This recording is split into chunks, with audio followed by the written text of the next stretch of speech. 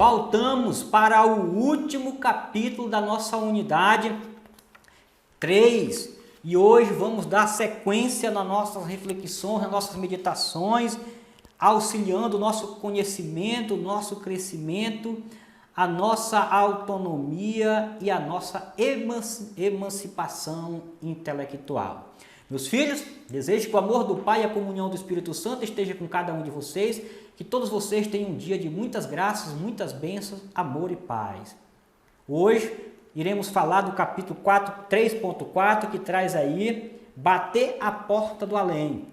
Então, para fechar esse nosso ciclo de reflexões, de meditações sobre concepções de fé e manifestações dos fenômenos religiosos, hoje nós vamos entender um pouquinho, sobre as concepções do Espiritismo. Então, nós vamos ver aí o texto de como vai nos introduzir, como foi que surgiu, como foi que foi criado esse fenômeno religioso, tá? Esse fenômeno de fé. Tá?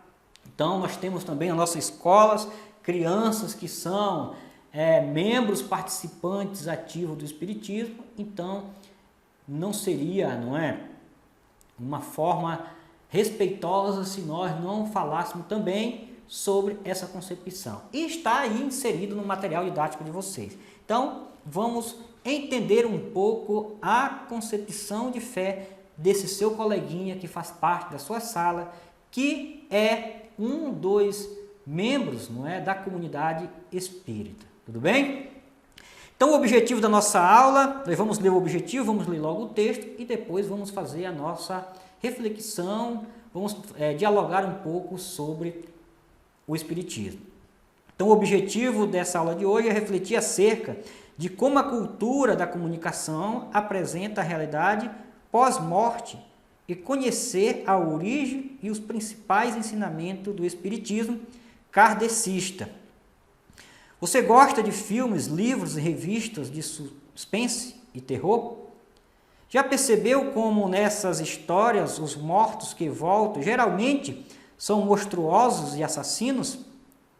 Eles apavoram, mas ao mesmo tempo fascinam e atraem, porque temos imensa curiosidade sobre o que existe depois da morte. Fazemos tentativa de comunicação como se batêssemos no portão do além, na esperança de que eles se abram e revelem seus mistérios. Para além do portal da morte, no século XIX, na residência da família Fox, nos Estados Unidos, ruídos misteriosos respondiam à brincadeira de duas meninas que batiam com os pés na cama de madeira. Tempo depois, uma reforma na casa, foram encontrados restos mortais de uma pessoa enterrada no porão e todos pensaram que o morto houvesse tentado comunicar-se com as crianças. A notícia difundiu-se e chegou à França, onde algumas pessoas costumavam fazer uma brincadeira, concentrar-se de mãos dadas ao redor de uma mesa e fazê-la mover-se sozinha. O pedagogo francês Léon Hippolyte Denise Rivail assistiu a uma dessas sessões. Ao ver que a mesa se movia ao leve contato dos dedos das pessoas e respondia, por estralo, às perguntas que lhe eram feitas, resolveu pesquisar sobre a causa do fenômeno e, ao saber do que acontecera na residência da família Fox, nos Estados Unidos, atribuiu ao fato aos espíritos dos mortos. Tempos depois, ele mesmo disse ter recebido a visita de um espírito de nome Zéfiros, que lhe deu a missão de divulgar a revelação dos espíritos. Léon Hippolyte passou a ser chamado Allan Kardec, pois por revelação do espírito de Zéfiros, soube que em outra encarnação havia tido este nome, quando fora um sacerdote druida no norte da Europa, muitos séculos antes. A partir de então, o pedagogo dedicou-se a investigar e a elaborar a doutrina espírita. Muito bem, meus filhos, então nós temos aí o texto de introdução de como surgiu a manifestação religiosa do Espiritismo. Tá? E como nós já havíamos trabalhado diante das nossas concepções religiosas, que cada uma das manifestações religiosas tentou dar uma explicação para a morte. Tá? Então, aqui, o que o Espiritismo vai confrontar com as concepções do cristianismo é justamente de que o Espiritismo dá uma explicação para após morte, uma explicação essa de reencarnação. Então, o corpo é mortal, o espírito não. Então, ao morrer, esse espírito ele poderá vir a se reencarnar em outras pessoas, até ele chegar a um estágio de luz, aonde ele não se reencarna mais. Então, a principal diferença entre o cristianismo e o espiritismo é justamente a questão de reencarnação para a ressurreição. Você que acredita, não é uma das denominações do cristianismo, você acredita na ressurreição. Então, a ressurreição, ela não acontece somente a ressurreição da alma, né, do espírito, mas a ressurreição do corpo e da alma. Não mais como esse corpo nosso, não é? Mas um corpo iluminado, um corpo diferente, assim como aconteceu com o nosso Senhor Jesus Cristo. Mas nós vamos responder 3 perguntinhas para vocês aí que os crianças sempre fazem, não é? Professor, o que ensina o Espiritismo? Então, na tela, vamos ler aí primeiro o que ensina o Espiritismo. Segundo o Espiritismo, a moral cristã contida nos Evangelhos canônico é o maior roteiro ético-moral de que o homem possui, e sua prática é a solução para todos os problemas humanos e o objetivo a ser atingido pela humanidade. Fora da caridade, não há salvação.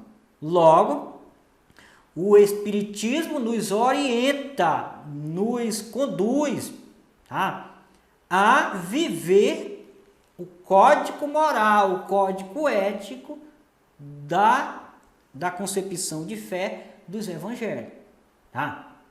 Então, lá está contido o que nós devemos fazer para ter uma vida autêntica, uma vida coesa, responsável e um mundo melhor. Tá? E por cima de tudo, que nós devemos, não é, praticar a caridade. Segundo o Espiritismo, sem caridade não há salvação. Ou seja, meus filhos, por mais que muitas pessoas intolerantes não compreendem o Espiritismo, vocês estão vendo aí que o Espiritismo ele não te ensina a fazer o que é errado. Tá? Segundo, professor, o que é Deus na visão espírita? Na visão espírita, Deus é a inteligência suprema do universo e causa primeira de todas as coisas. Então, para o Espiritismo, o universo ele é uma inteligência organizada suprema.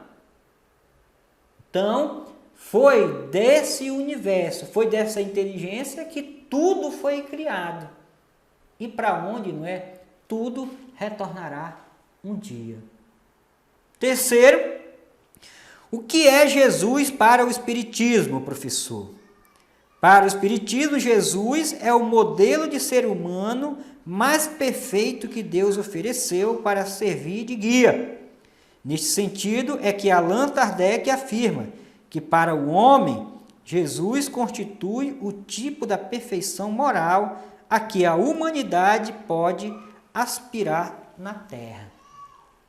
Então, você não pode se tornar um outro Jesus, mas você pode se inspirar a Jesus e chegar, não é, ao ápice aonde o ser humano pode se aperfeiçoar em conduta de ações e atitudes morais.